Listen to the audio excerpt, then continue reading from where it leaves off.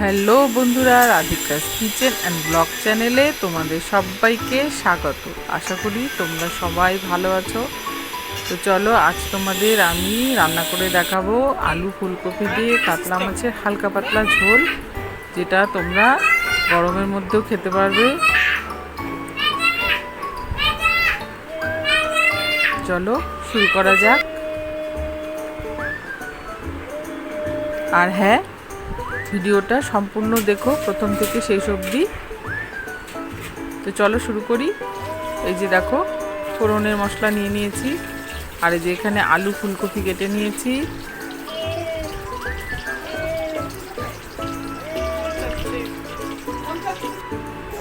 আর এখানে বাটা মশলার জন্য এই যে সব দিয়ে দিচ্ছি মিক্সির মধ্যে। টমেটো, আদা, লঙ্কা, জিরে, কাজু, এগুলো সবের মধ্যে দিয়ে যে পেস্ট করে নিয়েছি। আর এর মধ্যেই দিয়ে দিচ্ছি হলুদ, নুন, আর দেবো লঙ্কার গুঁড়ো, লাল লঙ্কার গুঁড়ো দিয়ে দিচ্ছি একবারে।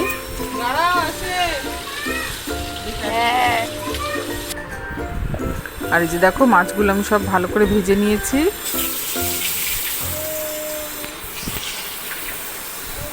মাছটা ধুয়ে লবণ হলুদ মেখে ভালো করে ধুয়ে নিয়েছি। এবার এই তেলে আলুগুলো সব ভেজে নেব।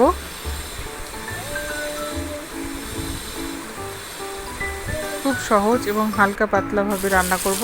এবারে যে ফুলকপিগুলো ভেজে তুলে নেব।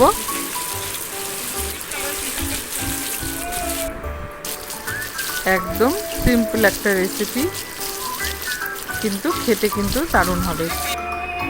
দুপুরবেলা লাঞ্চে গরম ভাতের সাথে আর কিচ্ছু লাগবে না, এটা দিয়েই পেট ভরে খেয়ে নিতে পারবে। আর এই যে দেখো, তেলের মধ্যে শুকনো লঙ্কা, তেজপাতা আর সাদা জিরে দিয়ে দেবো। ফোড়নের যে মশলাটা রেখেছিলাম সেটাই এর মধ্যে দিয়ে দিচ্ছি।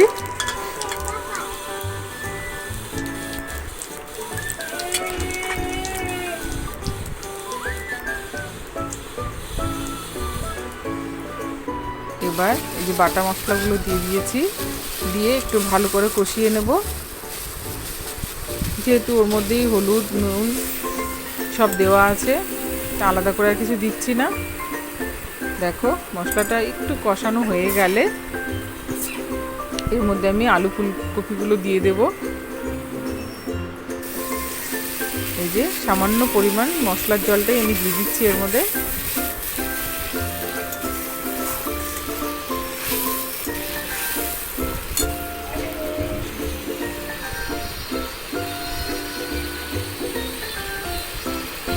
এই যে ভেজে রাখা আলু আর ফুলকপিগুলো এবার এর মধ্যে আমি দিয়ে দেবো।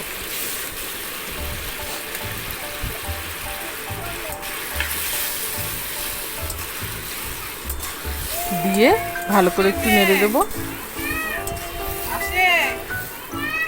এবার ঢাকা দিয়ে দেবো, যাতে আলু ফুলকপিটাও সেদ্ধ হয়ে যাবে এবং মশলাটা ভালো করে কষানো। দেখো কি সুন্দর কষানো হয়ে গেছে, কালারটা দেখো কেমন এসছে। খুব হালকা কম মশলার মধ্যে রান্না এটা।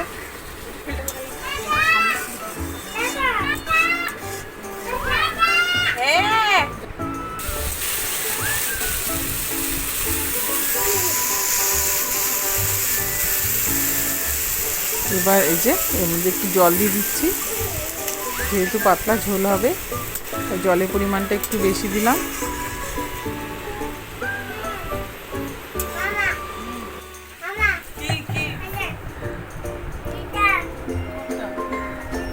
এবার ঝোলটা ফুটে উঠলে মাছগুলো দিয়ে দেবো। ঝোলটা ফুটে গেছে, মাছগুলো দিয়ে দিচ্ছি।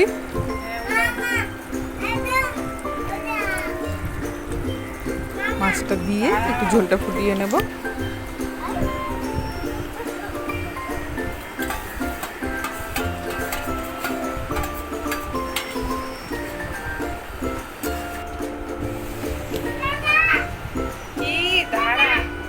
এবার দিয়ে দিচ্ছি একটু গরম মশলা।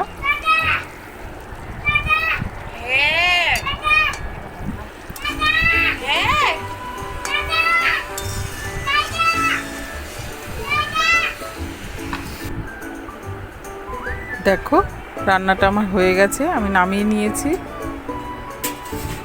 তোমরা এভাবে বাড়িতে ট্রাই করো, খেতে ভালো হবে খুব।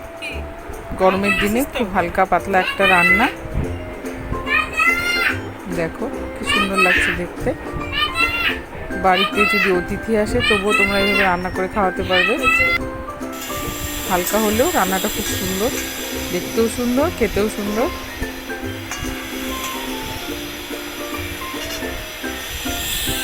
তোমাদের যদি আমার রেসিপিটা ভালো লেগে থাকে তাহলে অবশ্যই আমার চ্যানেলটা লাইক, কমেন্টস আর সাবস্ক্রাইব করে দিও। পাশে থেকো, সাথে থেকো, সবাই ভালো থেকো।